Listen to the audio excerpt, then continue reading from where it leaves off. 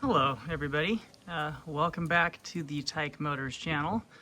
This is another one of my personal cars that I've owned for a long time that I thought maybe I'd do a quick video on and share with you. This is a car that honestly, if you're not a BMW aficionado, you probably don't know about. And a lot of guys that think they're BMW aficionados come up to me and tell me that it's not even real. This is a 92 E34 M5 Touring, in European speak, in American that's Wagon. And this is indeed a real deal M5 Wagon. They never offered these here in the US. You could get an E34 Wagon here, but not in the M5 trim. Pretty neat car. This one was sold new in Germany and then spent some time in France, some time in the United Kingdom before eventually making its way here to Utah when I bought it. This is a 92, which was the first year they offered this car. They made 891 of these over a 4-year period from 92 to 96. So a very, very rare car. A lot more rare than even like my E30 M3 that I have, which is the one that gets all the love. So yeah, super neat car. All the M5 wagons, Tourings, call it what you'd like, came with the two-tone paint. If you can see the silver and the gray. This one is Diamond Schwarz Metallic or Diamond Black. It's actually the same color as my E30. Cool color, not my favorite, but not my least favorite either. It's a good color. I think it fits this car well. This car came with the throwing star wheels on it, which are not my favorites. I changed them out, put a set of Staggered M parallels on it, which these wheels were actually available on these in the later years. And so they're, you know, correct to the car in a sense.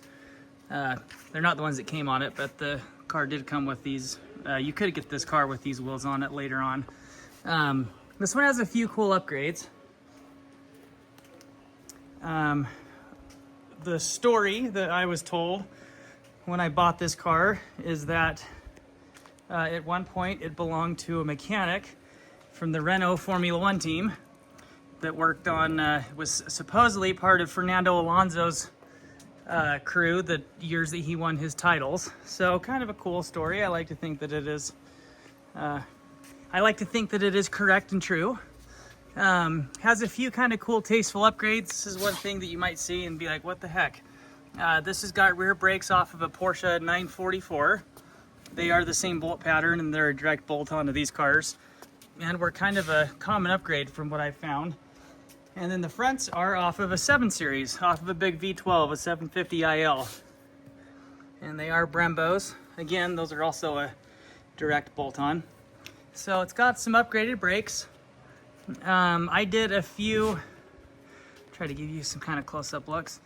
I do drive this car quite a bit actually, so it's got a few little chips in the paint and a few things, but it's a car that I actually drive quite a bit. It's loads of fun to drive. Upgrade wise, other than the brakes, that was already on it. I did a Billy Boat exhaust, which I'll start it in a minute, let you hear it.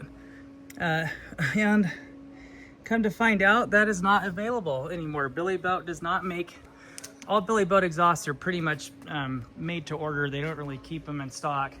And I tried to get a Billy Boat for my E30 M3 a couple months ago and was told that Billy Boat no longer makes exhausts for these old M cars. So I'm very glad that I was able to source one and put on this car a few years ago. One thing that's kind of unique about this car, it is a hardtop. Most of these had the big sunroof. I guess you could call it a pano roof, kind of like what we see today. But most of these cars had the big sunroof. This is a long top with no roof, which is kind of a rare sight with these cars. And in some ways, the nice thing is they were really problematic and they leaked. Now this car's also been upgraded. It has the M-Rain seats with the Alcantara. This is not original to this car. This was put in it. This car came with black leather new from the factory. But it had been upgraded to the M-Rain interior before I bought it, which is super cool. I love it. Had the door panels done too. I of course have the Cocoa Mats because, you know, they're my favorite. I love them. It's got the M-Tech 2 wheel. Now this being an earlier model in 92 has the 5-speed. Later on, I believe in 94 or 95, they came with a 6-speed. But this one's a 92, so it's got the 5-speed. Factory heated seats, and they do work.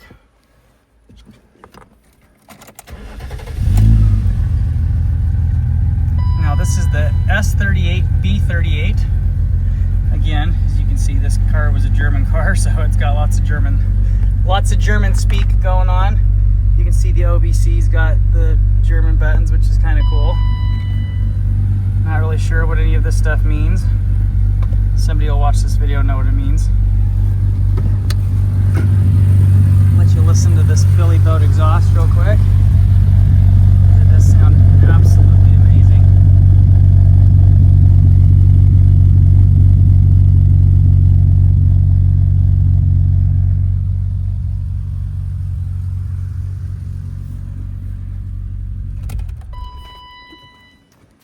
Underneath the hood, like I was saying earlier, the S38B38, which is a predecessor of the M88, which came in the, you know, the E34 M5 and the E26 6 Series M6, and then in the M1 back in the day. One of my favorite things, obviously, is the ITBs. Anyone who doesn't love individual throttle bodies is just lying to you, because they are like the coolest. I did have this motor out when I bought the car. It had a head gasket that was starting to leak, so we pulled the motor and went through it and redid a bunch of stuff on it. Went through the bottom end. We put, I'm trying to remember, I cannot remember what kind of rods we put in it. I'm blanking for a second, it'll come to me. We had some oversized Malle, however you want to say it, pistons built for it. They're a little bit over. We didn't bore it out, just honed the cylinders out, so it went just a little bit bigger on the pistons. One little nice upgrade that I did do to it is we put a little bit thinner head gasket on it, which bumped the compression up to 11:1. If I recall right, these motors came 10.5:1. So it's got a little bit more compression, and I think it is noticeable. It's a little bit more snappy and responsive.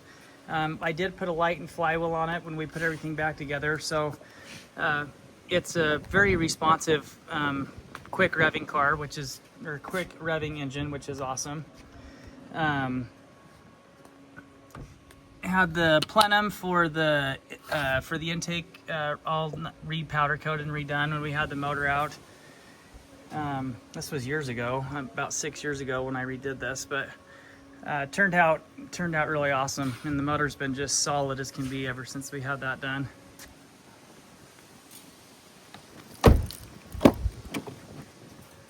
Again, we got the M-Rain, which just looks awesome in this car. I love it, and the Alcantara. It's a good look.